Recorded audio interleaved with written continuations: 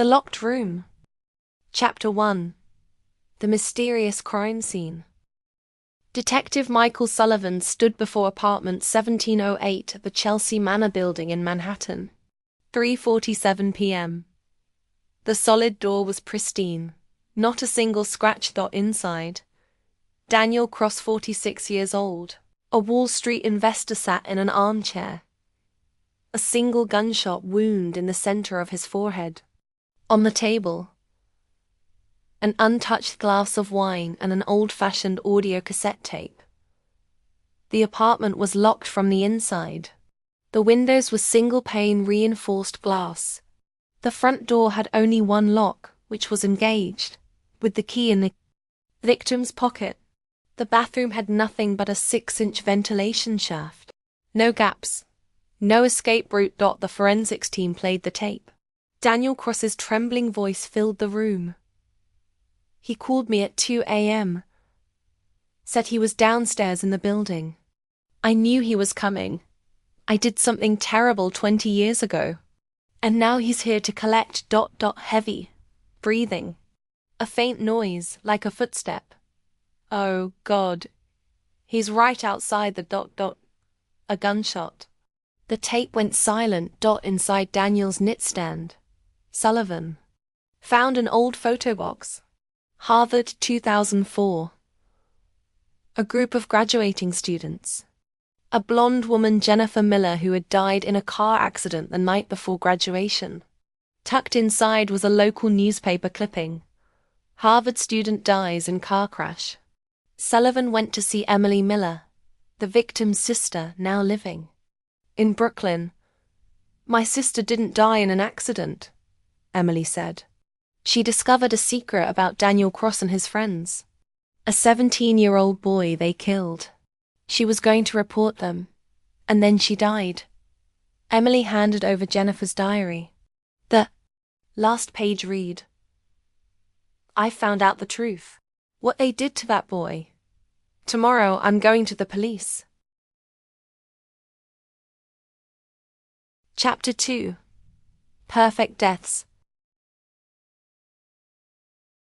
Sullivan identified the remaining 3 from the 2004 Harvard group, a lawyer in Chicago, a doctor in Boston, and a businessman in San Francisco. He called colleagues to protect them, but it was too late. All 3 were dead, each in a locked room. The same scenario. A single gunshot wound to the forehead. A confessional tape about Jennifer Miller's death and the 17-year-old boy from years ago. 4 cases. 4 locked rooms. No trace of the killer. Sullivan returned to apartment 1708. This time, he brought architectural blueprints from before the building's 2010 renovation. Chelsea Manor used to be an old hotel. During renovation, they'd kept the ventilation system, but sealed the shafts with drywall. Sullivan tapped the wall behind the closet. The sound was slightly different, hollow. He made a small hole. Behind it was an old ventilation shaft, wide enough for a person to crawl through. The shaft led down to the floor below, to a vacant apartment, the killer's point of entry. The killer had entered the empty apartment days earlier and waited. At 2 a.m., he called Daniel, crawled through the shaft, cut through the thin drywall, and stepped into apartment 1708. After the murder, he patched the hole with drywall and paint a 10-minute job. Then he crawled back down through the shaft. Perfect. But who was the killer?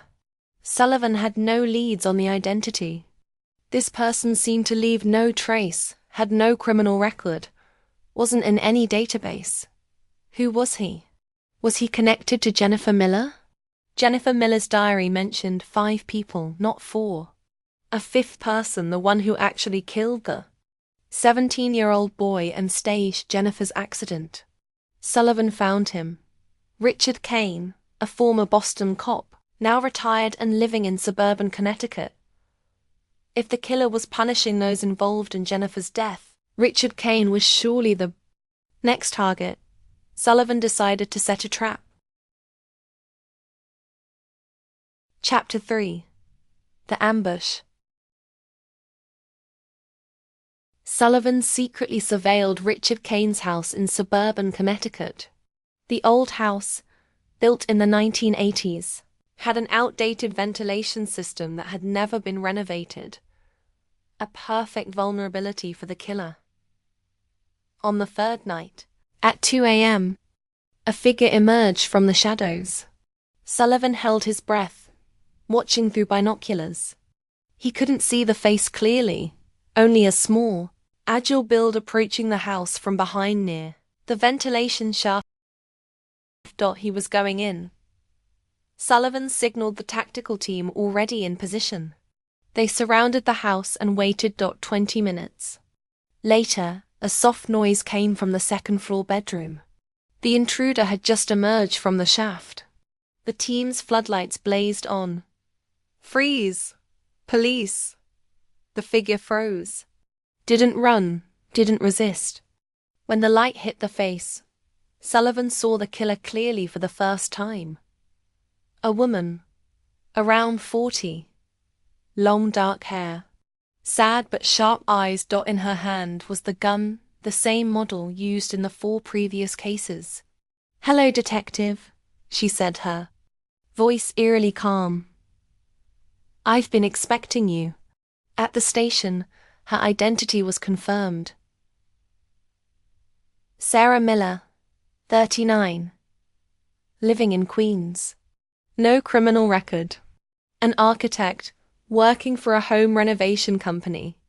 And most importantly, she was Jennifer Miller's daughter, born after her mother died, raised in an orphanage. Only 5 years ago, her Aunt Emily Miller had found her and told her the truth about her mother's death. "I grew up without parents," Sarah said in the interrogation room. "When I learned the truth, I cried for a month. Then I decided, if the law couldn't punish them, I would." "How did you plan it?" 2 years. I studied every building they lived in. Learned how to cut through walls, patch drywall, paint over it. I called them at 2 a.m., said I was a relative of the old victim, that I was coming. I told them to record a confession if they wanted to say their last words. They all did because they knew I was coming, and they wanted to unburden themselves before they died. "Do you regret it?" Sarah looked directly into Sullivan's eyes. "I only regret not doing it sooner." Richard Kane, woken by the commotion, confessed to everything. In 2004, Daniel Cross and the other 3 had hired him to dispose of 17-year-old Thomas Reed and to stage Jennifer Miller's accident. He'd received $500,000 and lived quietly for 20 years. Chapter 4. Justice. Sarah Miller's trial lasted 3 months and shocked the nation. The jury had to weigh premeditated murder against extraordinary circumstances. Her victims had evaded justice for 20 years, protected by the statute of limitations. The defense argued, "She's not a murderer. She's an enforcer of the justice the legal system failed to deliver." The prosecution countered, "No one is above the law. This is first-degree murder." Public opinion was divided. Many saw Sarah as a hero. Many condemned her as a killer. Sarah Miller was sentenced to life in prison for 4 counts of first-degree murder. But the jury attached a recommendation to the president, requesting clemency after 20 years. Richard Kane was tried for the 2004 murders. Thanks to Sarah's testimony and the confessional tapes from the 4 victims, he was sentenced to life without parole. Detective Sullivan visited Sarah once, not as an investigator, but as a person. "I can't say you were right, but I understand why you did it. Justice may be late, but in the end, it comes." Sarah Miller sat in her cell, looking through the small window. The sky outside was clear blue. She had no regrets. She only wondered, if her mother had lived, would she have done the same? She thought yes, and that made her smile.